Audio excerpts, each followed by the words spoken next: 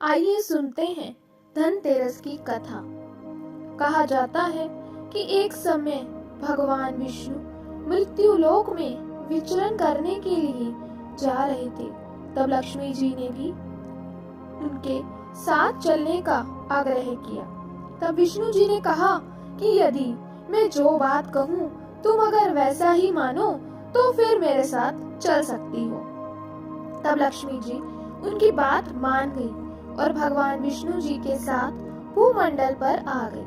कुछ देर बाद एक जगह पर पहुंचकर भगवान विष्णु ने लक्ष्मी जी से कहा कि जब तक मैं ना आऊं तुम यहाँ ठहरो, मैं दक्षिण दिशा की ओर जा रहा हूँ, तुम उधर मत आना। विष्णु जी के जाने पर लक्ष्मी जी के मन में हुआ कि आखिर दक्षिण दिशा में ऐसा क्या है जो मुझे मना किया गया है, और भगवान स्वयं चले गए हैं।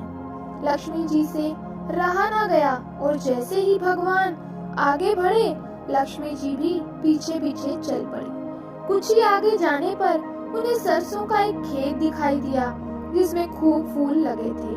सरसों की शोभा देखकर वह मंत्रमुग्ध हो गई। फूल तोड़कर अपना श्रृंगार करने के बाद आगे बढ़ी।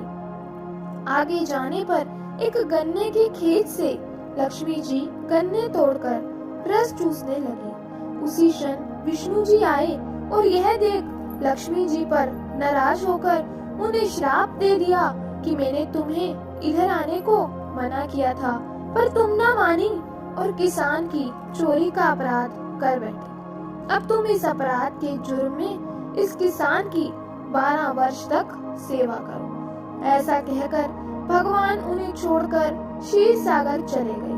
तब लक्ष्मी जी उस गरीब किसान के घर रहने लगी। एक दिन लक्ष्मी जी ने उस किसान की पत्नी से कहा कि तुम स्नान कर पहले मेरी बनाई गई इस देवी लक्ष्मी का पूजन करो, फिर रसोई बनाना, तब तुम जो मांगोगी तुम्हें वो मिलेगा। किसान की पत्नी ने ऐसा ही किया। पूजा के प्रभाव लक्ष्मी की कृपा से किसान का घर दूसरे ही दिन अन्न, धन, रतन, स्वर्ण आदि से भर गया। लक्ष्मी ने किसान को धन धान्य से पूर्ण कर दिया। किसान के 12 वर्ष बड़े आनंद से कट गए। फिर 12 वर्ष के बाद लक्ष्मी जी जाने के लिए तैयार हुई। विष्णु जी लक्ष्मी जी को लेने आए तो किसान ने उन्हें भेजने से इनकार कर दिया। तब भगवान ने किसान से कहा कि इन्हें कौन जाने देता है, यह तो चंचला है, कहीं नहीं ठहरती, इनको बड़े बड़े नहीं रोक सके। इनको मेरा शाप था, इसलिए 12 वर्ष से तुम्हारी सेवा कर रही थी। तुम्हारी 12 वर्ष सेवा का समय पूरा हो चुका है। किसान हठपूर्वक बोला कि नहीं, अब मैं लक्ष्मी जी को नहीं जाने दूंगा। तब लक्ष्मी जी ने कहा कि हे किसान, तुम मुझे रोकना चाहते हो तो जो मैं कहूँ वैसा करो।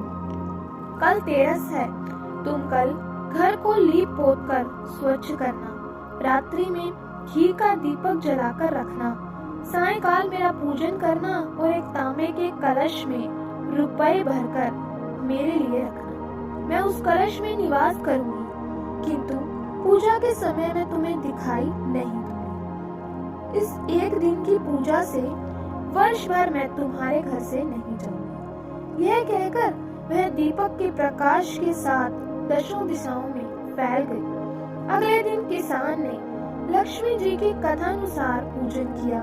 उसका घर धन धान्य से पूर्ण हो गया। इस वजह से ही हर वर्ष तेरस के दिन लक्ष्मी जी की पूजा होने लगी। तो बोलिए माँ लक्ष्मी की जय। धनतेरस उत्तरी भारत में कार्तिक कृष्ण पक्ष की त्रयोदशी तिथि के दिन पूरी श्रद्धा और विश्वास के साथ मनाया जाता है। धनवंतरी के अलावा इस दिन देवी लक्ष्मी, धन के देवता कुबेर की भी पूजा करने की मान्यता है।